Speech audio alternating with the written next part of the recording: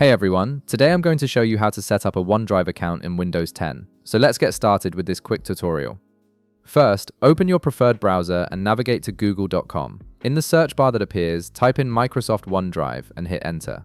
From the search results, click on the first official result to access the OneDrive website. Wait a moment while the site loads completely. Once you're on the OneDrive page, you'll be directed to the login page. This is where you'll begin setting up your OneDrive account in Windows 10.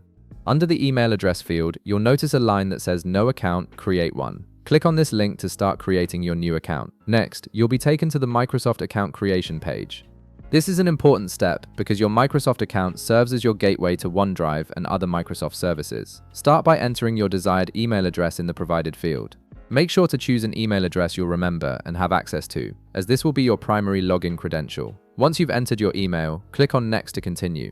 Now you'll be prompted to create a password for your account.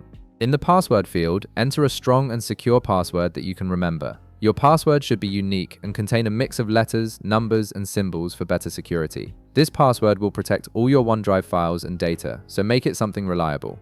After you've set up your email and password, the account creation process is complete. Now, simply sign in to the Microsoft OneDrive web app using the credentials you just created. Once you log in, OneDrive will automatically begin syncing your selected files to your PC through the Microsoft OneDrive cloud. This means any files you choose to store in OneDrive will be accessible from your Windows 10 computer, and any changes you make will sync across all your devices. And that's it! You've successfully set up your OneDrive account in Windows 10, and your files are now syncing seamlessly through the cloud. If this video helped you out, be sure to leave a like, subscribe, and I'll see you in the next one.